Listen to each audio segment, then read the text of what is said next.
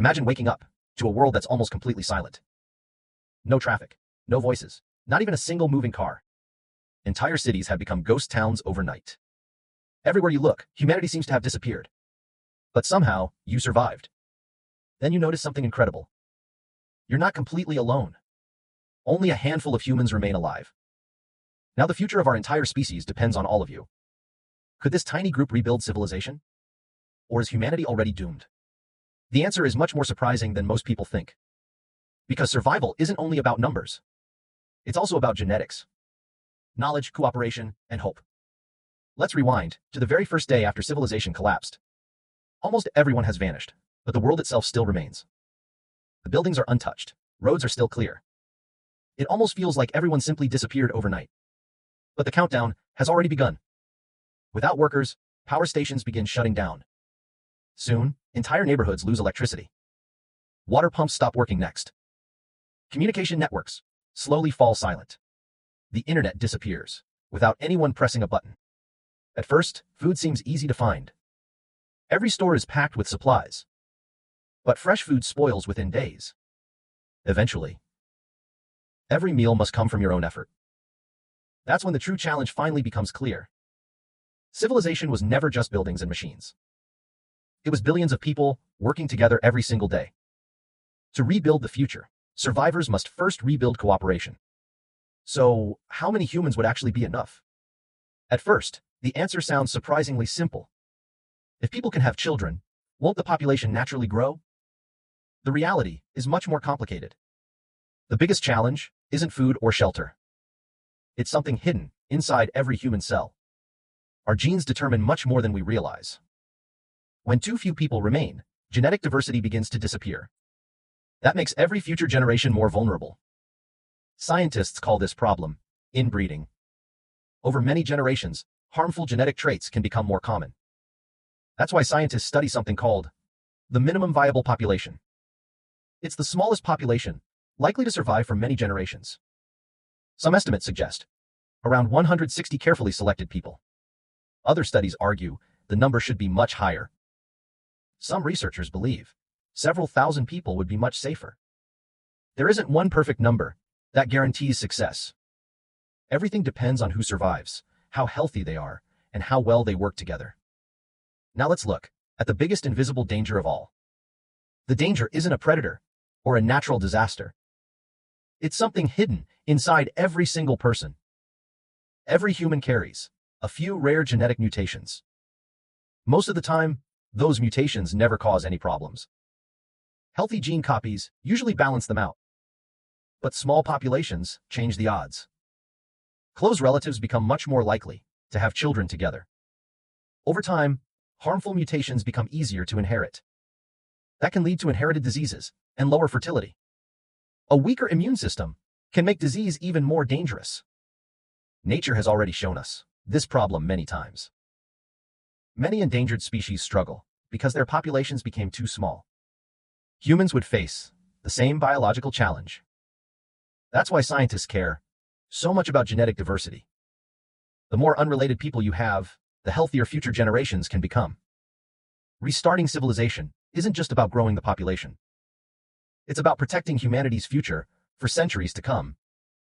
Let's imagine humanity survives the genetic challenge. Now, a completely different problem begins. Who actually knows how to rebuild civilization? Modern society depends on millions of experts. Each person knows only one small part of the bigger picture. No single person understands everything. Take electricity, for example. An engineer might know how a power grid works. But someone else has to mine the raw materials. Another person must manufacture the wires and equipment. Civilization works because millions of skills connect together. Lose enough people, and entire fields of knowledge disappear. Some discoveries could be lost for generations. But humans have one incredible advantage. We can store knowledge outside our own minds. Libraries could become the most valuable places on Earth. Every book could save future generations years of rediscovery. In the end, rebuilding civilization may depend less on the strongest survivors and more on the best teachers. Healthy people And knowledge alone aren't enough. First, everyone has to stay alive. Every civilization begins with the same basic needs. Food, clean water, shelter, and safety always come first. Technology can wait, hunger cannot. At first, abandoned stores provide plenty of supplies. But every shelf eventually becomes empty. Fuel slowly expires, and machines begin to fail. Without factories, broken tools become difficult to replace. Suddenly, every working tool becomes incredibly valuable. Survivors must relearn skills their ancestors used every day. Farming, hunting, fishing, and building become everyday work. The first years would look more like ancient history than the modern world. Slowly, harvests become larger and more reliable. For the first time, not everyone has to search for food. That allows people to specialize once again. This is how every great civilization has grown throughout history. When people stop worrying about their next meal, they finally have time to build the future. The survivors have overcome incredible challenges, but the hardest problem is only beginning. How do you rebuild an entire society? Civilization isn't just buildings or machines. It's built on trust between people. Every successful community depends on cooperation. Soon, difficult decisions begin to appear. Who should become the leader? How should food and supplies be shared? What happens if someone refuses to help? How do you settle disagreements fairly? Without rules, even healthy communities can fall apart. History has shown this many times. Successful societies create fair systems instead of relying on perfect people. Good communication prevents small problems from becoming disasters. Shared goals keep everyone moving in the same direction. That's how small villages eventually become civilizations. In the end, humanity's greatest survival tool isn't technology, it's our ability to work together. So, what's the final answer? You might expect one perfect number. But science doesn't give us one magical answer. Success depends on far more than population size. Skills can matter more than sheer numbers. A prepared community could outperform a much larger unprepared one. History may even offer a remarkable clue. Around 70,000 years ago, humanity may have faced a population bottleneck. Scientists still debate exactly how small that population became. But genetic evidence suggests our ancestors survived an incredibly difficult period. That doesn't prove civilization could be rebuilt from such a tiny group. But it does show how resilient humans can be.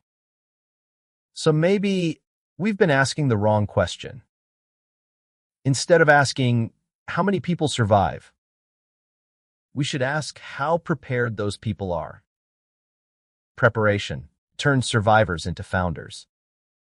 Knowledge, cooperation, and determination shape the future.